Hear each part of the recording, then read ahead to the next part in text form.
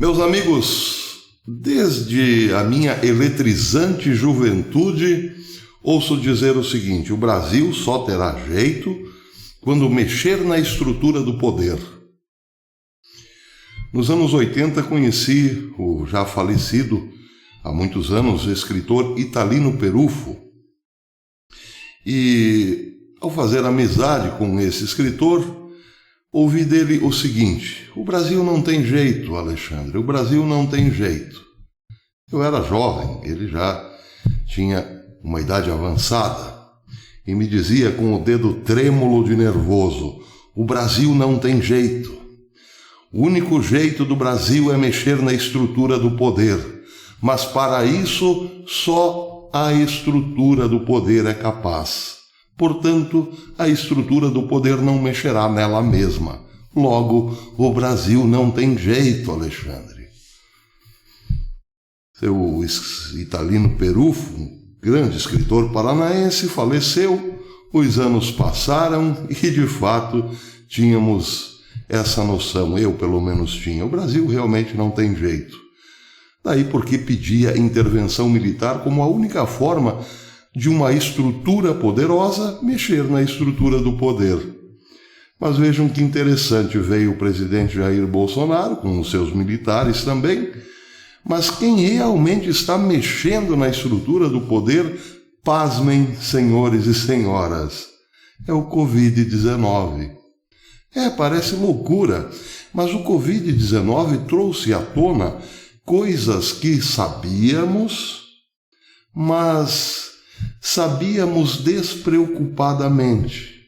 Hoje, tudo que passa do externo para o nosso interior chega com luz própria, sem o mascaramento da distração. Já não estamos mais tão distraídos.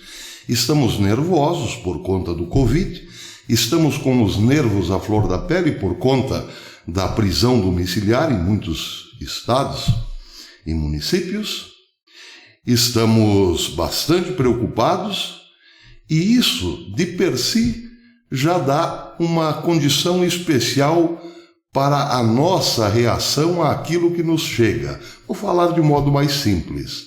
Hoje, toda notícia de escândalo nos afeta como nunca nos afetou antes. E esse é o lado bom do Covid. Porque antes, quando diziam, olha, o segundo, terceiro, quarto escalão do governo é cabide de emprego. É mesmo, nós dizíamos. Pois é, fazer o quê? Hoje não. Hoje, quando alguém aponta para um caso concreto e diz, está vendo, aquele lá é um picareta, é um sanguessuga, é um gafanhoto que rói a economia da pátria. Opa, quem é? Deixa-me ver, quero saber quem é, vamos derrubá-lo. Porque estamos nessa condição imposta pelo Covid. O Covid foi feito pelo homem, mas em alguns casos está sendo usado por Deus. Vejam esta notícia que é interessante para tempos de Covid. O presidente Jair Bolsonaro exonerou Samantha Ribeiro Maier Pflug Marques, nome pomposo, Samantha Ribeiro Maier Pflug Marques. Quem era ela, ou melhor, quem é Marta Samantha Maier Pflug Marques, ex-mulher do ministro Gilmar Mendes, do STF. Ela foi exonerada da função de conselheira da estatal Itaipu Binacional. O ato de exoneração foi assinado pelo próprio presidente e pelo ministro Bento Albuquerque das Minas e Energias. Agora prestem atenção nisso. Samantha estava no cargo desde 2017, quando foi nomeada pelo ex-presidente Michel Temer, pelo então ministro das Minas e Energia, Fernando Coelho Filho. Ao ocupar o cargo, a ex-mulher do ministro do Supremo recebia um salário irrisório, insignificante, quase que simbólico, salário mensal de cerca de 27 mil mangarotes. 27 mil reais. Vejam agora uma matéria saída na revista Época. Coincidentemente da Globo. Quer dizer, estranhamente da Globo por conta dessa matéria. A matéria começa dizendo o seguinte, uma matéria bacana, emocionante. Diz o seguinte, era um sábado nublado. No dia 10 de novembro de 1990, a dentista Mária Machado Brandão Couto, outro nome pomposo, Márcia Machado Brandão Couto, cobriu-se de véu, grinalda e vestido de noiva branco com mangas bufantes para unir-se a João Batista Vasconcelos. A celebração ocorreu na Igreja Nossa Senhora do Brasil, no bucólico bairro carioca da Urca.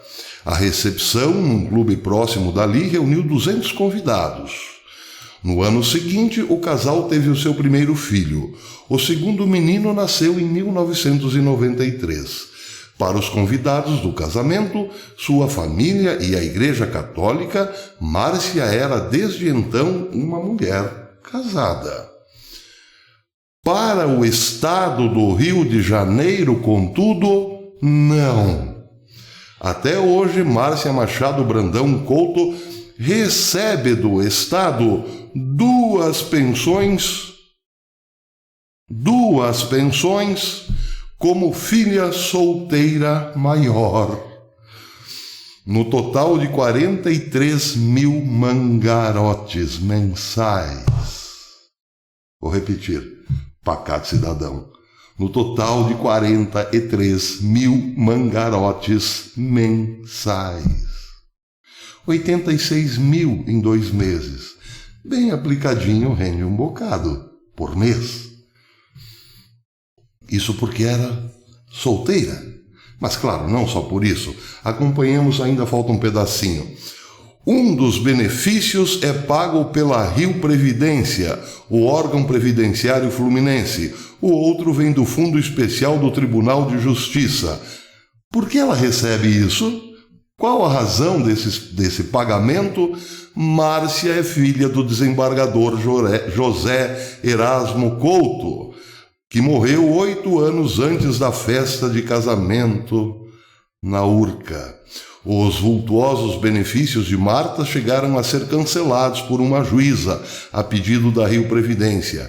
Ela, no entanto, conseguiu recuperá-los no Tribunal de Justiça do Rio de Janeiro. A matéria é longa, vou deixar aqui na descrição.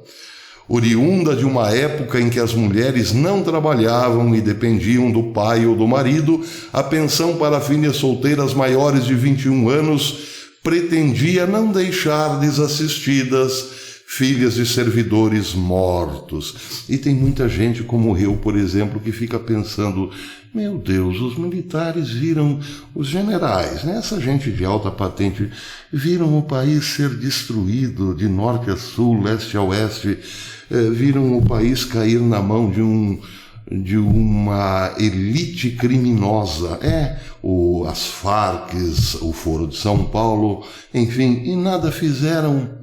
Por que será? Será que, quando todos nós sofríamos por conta dos desmandos do PT, eles tinham uma vida boa? Parece que não só eles, como vários dos seus filhos e filhas solteiras. Outra notícia interessante, essa eu vou cortar por aqui porque é longa. Essa saída no Diário Oficial, no Diário do Poder. A matéria é de hoje e diz o seguinte: apesar da guerra à esquerda, o governo de Jair Bolsonaro mantém impostos importantes de segundo e terceiro escalões, figuras nomeadas nos governos do PT de Dilma e até de Lula, além dos que se fingem de mortos em seus cargos desde o governo FHC até Michel Temer. Regina Duarte revelou esta semana que encontrou na sua Secretaria de Cultura assessores ocupando os mesmos cargos desde o governo do general Ernesto Geisel. A informação é da coluna de Cláudio Humberto, do Diário do Poder. Há um levantamento da Secretaria de Governo indicando dezenas de cargos às mãos de partidos de oposição como PT, PDT e PSDB. Na hora de fechar acordo envolvendo cargos no governo Bolsonaro, veja, aqui a matéria termina com uma certa ironia. Na hora de fechar acordo envolvendo cargos no governo Bolsonaro, o Centrão descobrirá que já ocupa muitos deles e nem sabe. Líderes admitem que vários dos egressos dos governos de Dilma, Lula e Temer colaboram com o atual governo, mas muitos o sabotam, como é de se prever, evidentemente. O problema é que o governo assumiu sem quadros qualificados para tocar a gestão e foi mantendo os que ocupavam cargos de confiança. Pois é. Talvez o governo nem saiba disso, porque é preciso um levantamento de peso para saber quem é quem em todas as áreas, em todas as esferas do governo, em todos os escalões. Isso demanda tempo e tem que ser feito por alguém de fora, evidentemente, por um IBGE isento, digamos assim. Mas o fato é esse, meus amigos. De um lado nós temos o Covid, que está nos assustando a todos, e do outro uma doença enraizada na estrutura do poder desde sabe-se lá quando. Fala aqui desde o tempo de Geisel, mas isso vem de muito antes. Isso talvez começou no Império. O modo de ser, o ethos, pelo menos começou lá no Império. É por isso que o Brasil não cresce. O Brasil cresce porque é um gigante, mas não cresce como deveria. Não tem aqueles grandes investimentos externos de empresas internacionais, porque elas sabem que o Brasil vive a toque de corrupção.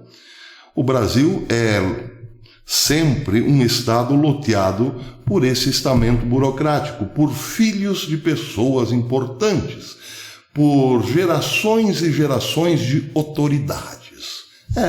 Imagine, pacato cidadão, que cada homem do governo deixará para o futuro, vários parentes seus na estrutura do Estado. Se cada pessoa bacana, legal, importante, cada autoridade brasileira tem um parente grudado no Estado, o Estado terá que ser necessariamente, os governos, melhor dizendo, terão cada vez mais gente, estarão cada vez mais inchados. E aí, quem se arrisca a investir num país que serviu de cabide de emprego para gente bacana, apenas? Empresas importantes não vêm para cá. Grandes investidores não investem dinheiro nesse tipo de Estado, cujos governos sucessivos são meros cabides de emprego. E tem mais, por que não temos grandes laboratórios de pesquisa, universidades de ponta, tal como universidades da Austrália, que é um país, continente relativamente novo, tal como os Estados Unidos, que é da nossa idade, tal como o Japão, bem mais antigo, mas enfim. Por que não temos nada neste nível? Grandes laboratórios, centros de pesquisa e tudo mais. Porque não dá, não sobra. É preciso pagar os filhos dos filhos dos filhos dos filhos dos filhos. E cada vez num montante maior. Esse é o Brasil. O Brasil é, digamos assim, patrimônio dos bacanas. E o resto, o resto que trabalhe para manter esse estado de coisas. Pois é, meus amigos, nós já sabíamos disso. Só que agora essas informações nos chegam com a devida e necessária irritação. Estamos pelas tampas com essa história. Se o poder não mudar o poder, o povo certamente o mudará. E de modo bastante drástico, podem ter certeza. Até depois.